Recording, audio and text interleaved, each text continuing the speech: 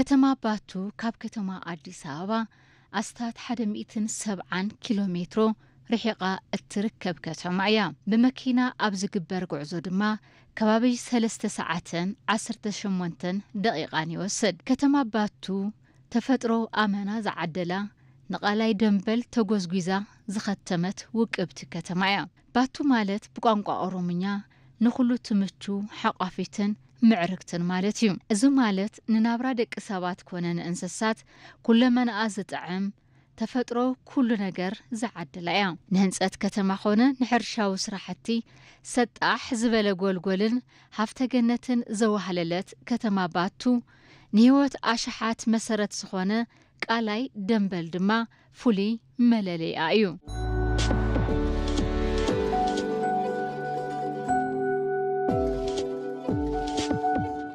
كبرات تخاتاتلت مدبنا أبز حلف السومن أب كل أوروميا أتركب كتما باتو بترفات ليمات أبيلا هزبا أب كبابي أوزلوت أقاتات بملمع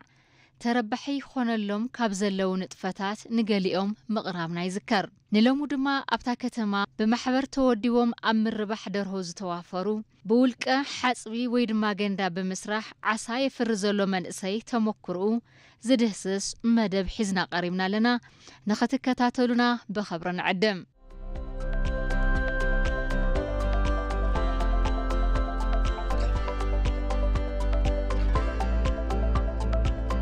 أب 50 هكتار مريت زعرفة قالاي دنبل مسارت جيراس تتأشت كتما باتو بفريات عسا اتفلت كتمايا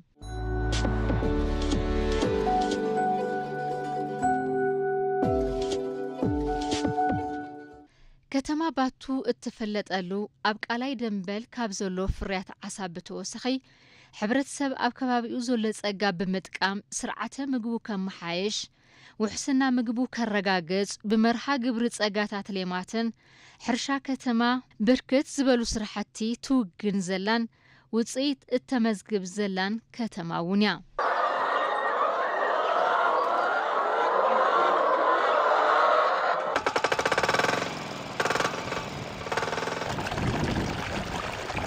ناصر كدر نباري كتما باتيوم أبقدنو حاسبي ويدما جندا بمسرح أمر ربح عسا توافيرو يسرح زلو من إسايو نتسرح كابز جمر شوعات ورح 5 أصار زقلز من إساي ناصر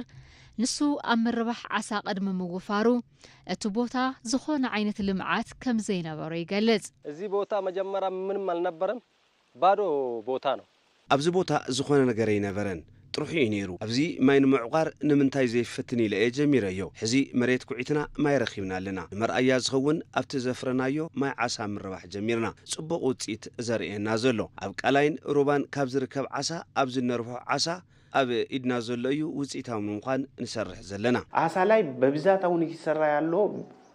ناتشورال لايك علي زي دنبا لايك منلو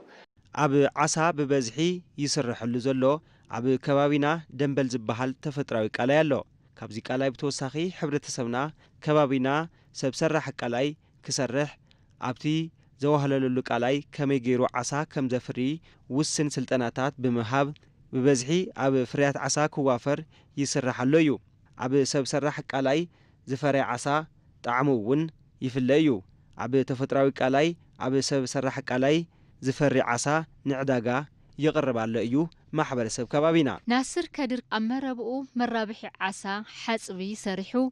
بقليلو عسا بمربح كبعلم حليفو نعداقا بمقراب حبرة الصوب من متقام تلمي كم زلو يزارب يتتقمنو لبيتم يتتقمنو عسا دمو لطينتا چمنم لشوربا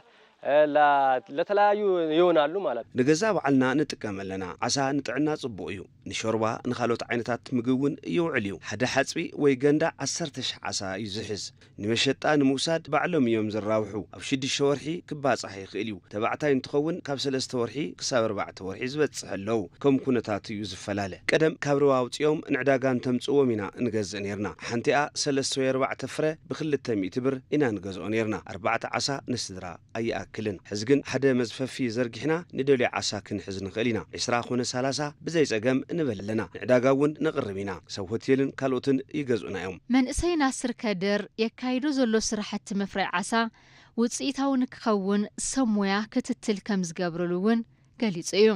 እዚህ ላይ ክትትል አላቸው የአሳ ክትትል አለ የማሳ ክትትል አለ በየወሩ አሁን አሳዎቹ ይታያሉ ብሰሞያ ሕርሻ ክትትል ይግበር እዩ ንግራት ክትትል ይግበረሉ በበርሑ እቶም ዓሳታት ይረኣዮም እቲ ማይ ጽሩይ ምዃኑ ይጽናዕ እዩ ይረኣዩ ዕቤት እቶም ዓሳታት እውን ክትትል ይግበረሉ ዘድሊ ኩሉ ሓገዝ ይግበረልና እዩ እቲ ማይ ይልካዕ እዩ እቶም ዓሳ ይምርመሩ እዮም ዝምዝነሉ ኪሎግራም እውን ኣለዎም ይረኣዮም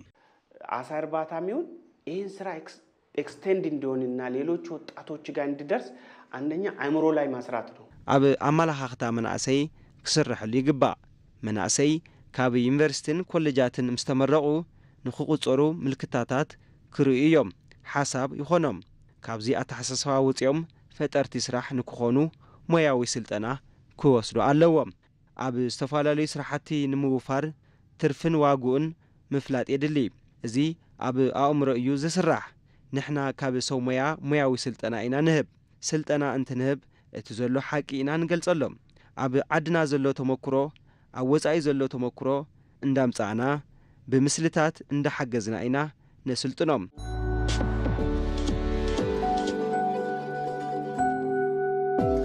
ኣብቲ ከባቢ ዓሳ ዝፈርየሉ ሓጽቢ ወይ ድማ ገንዳ ዝበቁል ሳዕሪ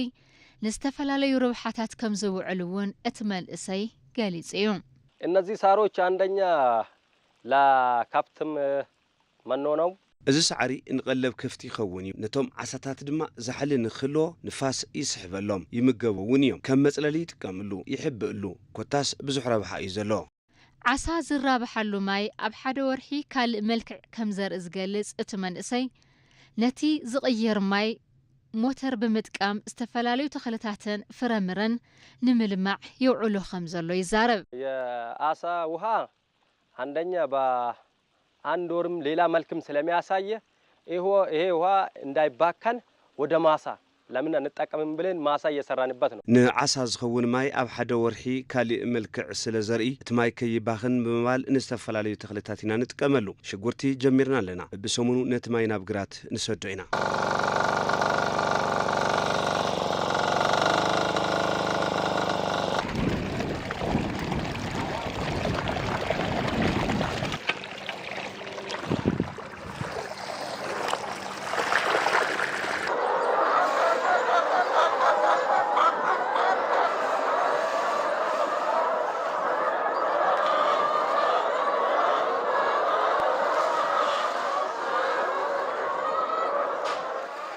ከተማ ባቱ بمحبر توديبهم أمر ربح درهوز نطفو مناسيون اللوغان أبتا كتما بمحبر توديبهم سرحو كابزلو محبرات فكرنا قوادنيوتوا حانتي ايان اتوم مناسي أمود أتاكل تشحن 16 عامة مرت نحاد معلتي جاقاويت بممزاء كمز جمرو أزخ أخيرم يوم اتسراح فتنا زبز حقا انتخونه موات يبلو يدور رباطا أواتينو ያዋጣል እንደ ገበያው ነው ደርሆም ረባህ ያዋጽዩ ከም ዕዳጉ ሓደ ግዜ ጽቡቕ ይኸውን ሓደ እዋን ድማ ይንኪ ከም ኩነታቱ እዩ ንሕብረተሰብና በተመጣጣነ ዋጋ ኢና ነከፋፍል ያዋጽዩ ድማ ፈለማ ስራሕ መንግስቲ ፈቲነ ነይረየ ስራሕይ ገዲፈየ ምስ በዓል ገዛ ዝሰርሕ ዘለኹ ጽቡቕ ኣለና ሕዚ ሕጉሳቲና ብዙ ጊዜ የዶሮ እርባታ ላይ የሚሰሩት ወጣቶች ናቸው ለምን የዶሮ ስራ ራሱ እንቅስቃሴ ስለሚፈልግ መብዛሕትኡ እዋን ኣብ ምርባሕ ደርሆ ዝዋፈሩ መናእሰይ እዮም ምክንያቱም ምርባሕ ደርሆ ምንቅስቃስ ስለ ዝሓትት ብዙሕ ስራሕ ስለ ዘለዎ መናእሰይ እዮም ተጓዮም ዝሰርሕዎ ኣብ ምርባሕ ደርሆ ዝተዋፈሩ መናእሰይ ረብሑ ተረዲኦም ይሰርሕሉ እዮም ዘለው ተረባሕቲ ዝኾኑ መናእሰይ ብምርኣይ ኣብቲ ዓውዲ ዝዋፈሩ መናእሰይ ቁፅሮም ይውስኽ እዩ ዘሎ ተወዲቦም ክሰርሑ ዝደልዩ መናእሰይ ብዙሓት እዮም ይውደውለው እዮም ብዙሕ ለውጥ እዩ ዘለዎ ብማሕበር ተወዲቦም ናብ ስራሕ ዝዋፈሩ መናእሰይ ውጽኢታዊ ንክኾኑ ሓገዝ ሰሞያ ከም ዝግበረሎም ገሊጾም እዮም ያ ከጤና አንፃር በጣም ብዙ እንትኖችን እናደርጋለን ጸገም ጤናን ተጋጥም ነሰሞያ ኢና ነማኽር እንዳመጹውን ይሕግዙና እዮም ዝም ብለን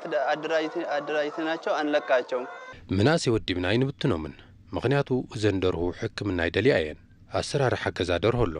ጽሬት ሰራሕተኛታት ስለ ዝደሊ በብእዋኑ ሞያዊ ሓገዝ ዝህቡ ሰራሕተኛታት ልምዓት ኣለዉ ጸገም ተጋጢምዎም እውን ቀዳምነት ሂብና ኢና ንከታተሎም ስራ ወዳድ ከሆንክ ከስር እንትን መተለው ይሄ ነው የሚያዋጣው ፈታው ስራሕ እንተ ኮይንካ እዚ እዩ ዘዋጽእ ምስ እንስሳ እንዳወዓልካ ጥዕንአን እንዳተኸናኸንካ ምስአን ምውዓል ጽቡቕ እዩ ተረባሕቲ ኢና ብዙሓት ፈተናታት እውን ሓሊፍና ኢና ከምዚ ሕዚ ዘለናዮ ኣይነበርናን እንቁላሊሕ ክሳብ ዘውድቃ ክሳብ ዝዓብያ ብዙሕ ፈተና ነይርዎ እዩ ሕዚ ጽቡቕ ኢና ዘለና መንግስቲ እዚ መሬት ሂውና ንሰርሐሉ ኣለና ንሕና እውን ንኽንልወጥ ብዙሕ ንጽዕር ኢና ዘለና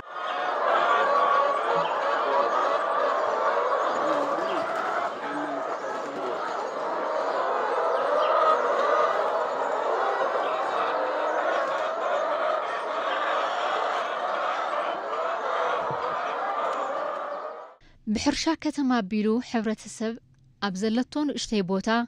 استفلاليو تخلتاتن فرمرن بمتكال وتصيت انسسا تأوال حمي مهد كفتن أكاتيتو يسالت زلو مرحا قبري حرشا كتما سرعة مقبي بممحياش وحسنا مقبي نمرقاقات يقبر زلو تعري وتصيت يمدز خمزلو زحبريو أب كتما باتو بحرشا كتما زركب فريات ببزحن صريتن كب بمبال التواتاتو سيخلو أب إندستريتات آتيو نوش تعدن سدد نمقبارن استتحازت لمن معوات سعري يكبر كم زلون على في بيت صحفة كلاستر حرشا كتما باتو دكتور لمي كورسو حبيرام agricultural lead industry منلو سمو راسو يقلصال industry بagriculture نو lead مدرج ميچالو ሕርሻ ዝመርሖ ኢንዱስትሪ እንብሎ ሽሙ በዓሉ ይገልጾ እዩ ኢንዱስትሪ ብሕርሻ እዩ ክምራሕ ዘለዎ ምኽንያቱ ሕርሻ ኣብ ዘይብሉ ቦታ ኢንዱስትሪ ምትካል ኣይከኣልን ቱሪዝም እውን ምስፍሕፋሕ ኣይከኣልን ንሕርሻ ከም ቱሪዝም ጌርና ሸርፍ ወጻኢ ክንረኽበሉ ንኽእል ኢና ምኽንያቱ ኣብ ኢትዮጵያ ዘሎ ኩነታት ኣየር ዝተፈላለየ እኳ እንተኾነ ንስራሕቲ ሕርሻ ምቹው ዝኾነሉ ኣጋጣሚ ስለ ዘሎ ሕርሻ ገዲፍካ ካልእ እትሰርሐሉ ዕድል ጸቢብ እዩ ካብ ሕርሻ ተበጊስካ ግና ብዙሕ ተግባራት ምውጋን ይከኣል እዩ ኣብዚ ሕዚ እዋን ዝተፈላለዩ ፓርክታት ኢንዱስትሪ ይስርሑ ኣለዉ እቶም ፓርክታት ብርክ ዝበሉ ፍርያታት ሕርሻ እታወት ብምውሳኽ ዝሓሸ እቶት ክረኽቡ ሰብ ሃብቲ ክስሕቡ ይኽእሉ እዮም ሸርፊ ወጻኢ ከርክቡ ይኽእሉ እዮም ንኣብነት ኣብ ቀረባና ቡልቡላ ኢንዳስትሪያል ፓርክ ኣሎ ፋብሪካ ኮሚደረ ኣለዎ ፋብሪካ ሽጉርቲ ማዓር እንቁላሊሕ ክህልዎ እዩ ነዚ ኩሉ ዝሰርሑ ሰብ ሃፍቲ ካብ ወፃእ እንትመፁ ሸርፊ ወፃኢ ሒዞም እዮም ዝመፁ ካልእ ኣብ ሃፍቲ እንስሳ እንድሕር ዝሓሸ ስራሕ ሰሪሕና ጸባ ንረክብ ማዓር ንረክብ ስጋን ዓሳ ንረክብ እዚ ኩሉ ፍርያት ናብ ማሽን ወይ ኢንዱስትሪ ኣምፂና እታወታት ወሲኽና ሰደድ እንገብረሉ ዕድል ክፍጠር ይኽእል እዩ ከሌማት ትሩፋቶች እንደ ከተማችን በብዛት በስፋት እየሰራን ያለ ነው የዶሮ እርባታ ማንሳት እንችላለን ሁለተኛ ደግሞ የወተት ላቦች ማንሳት እንችላለን ከብት ማደለብ ማንሳት እንችላለን ጸጋታት ሌማት አበ ከተማና በበዝሕ ንሰርሐሎም ዘለና ምርባሕ ደርሆ ጸባ ላሕሚ ምህጣር ከፍቲ ምርባሕ ነህቢ ምርባሕ ዓሳ ዝበሉ እዮም ቃላይ ደንበለለን ናይልና ምርባሕ ዓሳ ኣይገደፍናየን ምኽንያቱ ብብርኪ ስድራ ብብርኪ ሓረስቶት ሓጽቢ ወይ ድማ ገንዳ ተሰሪሑ ዝፈርየሉ ምርምር ዓሳ ኣለና ሓረስታይና ብውልቁ ዓሳ ከፍሪ ኢና ንገብር ዘለና ካልእ ምርባሕ ደርሆ እዩ መንእሰይና ወዲብና ኩነታት ልቓሕ ኣመዓራሪና ምስ ባንኪ ኣተኣሳሲርና ደርሆ ከፍርዩ እንቋቑሖ ብበዝሒ ከፍርዩ ኢና ንገብር ዘለና ጸባ ምህጣር ከፍቲ ምርባሕ ንህብ እውን ብተመሳሳሊ ከምዚ ንጽዕር ዘለና ናብራ ህዝብና ንምምሕያሽ ናህር ዋጋ ንምስትኽኻል እዩ ዓሚ 17 ዝነበረ ዋጋ ሓደ እንቋቑሖ ናብ 8 ብር ወሪዱ እዩ እዚ ድማ እንቁላሊሕ ብበዝሒ ይፈሪ ከም ዘሎ ዘርኢ እዩ ብበዝሒ እንትፈሪ ብበዝሒ ንሕብረተሰብና ይቐርበሉ ህዝብና እውን ኣብ ቀረብኡ ክረክብ ይኽእል እዩ ዋጋ እውን ከይውስኽ ኢና ንጽዕር ዘለና ቀረብን ጠለብን ተመጣጣኒ እንተኾይኑ ዋጋ ዝውስኸሉ ኩነታት ኣይህሉን ናብራ ሕብረተሰብና ብዙ እዩ ይመሓይሽ ዘሎ ኣብዚ ሕዚ እዋን ሓደ ሓረስታይ ሓደ በዓል መዝን ወይ ድማ ነጋዳይ ክሰርሖ ዘይኽእል ገዛ እዩ ይሰርሕ ዘሎ ኣበ ይሰርሕ ዘሎ እንተኢልና ኣበ መረበቱ ኣበ ገዙ እዩ ይሰርሕ ዘሎ ከባቢ ከተማ ምግባር ይኽእል እየ ብምባል ኣብቲ ዝነብረሉ ገጠር ኣበ ዝሐሸ ኩነታት ዝነብረሉ ኩነታት ይፍጠር እዩ ዘሎ ናብራ ሓረስታይና ይመሓይሽ እዩ ዘሎ ካልእ መናእሰይ ከተማ ባቱ ዝነጥፍሉ ዓውዲ ብባህላዊ መንገዲ ድኹዕ ምፍራይ እዩ ሕብረተሰብ ጠመተ ዝገብር ኣብ ዘመናዊ ድኹዑ እዩ ዝብሉ ሓላፊ ቤት ጽሕፈት ክላስተር ሕርሻ ከተማ ባቱ ዶክተር ለሚ ኮርሶ ዘመናዊ ድኹዒ ብሸርፊ ወጻኢ ካብ ደገ ዝመጽእ ምዃኑ ብምግላጽ ንዘመናዊ ድኹዒ ካብ ዝወጽእ ወጻኢ ብምንካይ ብባህላዊ መንገዲ ኣብ ዓዲ ውሽጢ ኮምፖስት ብስፍሓት ንምፍራይ ይስራሕ ከም ዘሎ ገሊጾም እዮም ፍርያትን መፍረያይነትን ንምዕዛዝ ይግበር ኣብ ዘሎ ጻዕሪ ብባህላዊ መንገዲ ዝፈረደ ድኹዒ ዝህልዎ ግደ ክብ ንምባልን ንመፍረይቲ መናእሰይ ንምትብባዕን ዝምልከቶም አካላት እጃሞም ንኸወፍዩ ጸዊዖም እዮም እኛ ህብረተሰብ በተለይ መዳበራ ላይ ነው ሞር ፎከስ የሚያደርገው አጠቃቅማ ዘመናዊ ድኹዕን ኮምፓሳት እውን ሕብረተሰብና ክርዳእ ንገብር ኢና ሕብረተሰብና ኣብ ዘመናዊ ድኹዒ ጠመተ ዝገብር ዘመናዊ ድኹዒ ካብ ወጻኢ እዩ ዝመጽእ ብባህላዊ ድኹዒ ኮምፓሳት ኣብ ሃገርና ብምፍራይ ንሓረስቶት ንምሕጋዝ ብስፍሓት ይስረሐሉ እዩ ዘሎ ዝምልከቶም አካላት ድማ ፍርያትን መፍረያይነትን ንምዕዛዝ ኣብ ዝግበር ጻዕሪ እጃሞም ከወፉ ይግባእ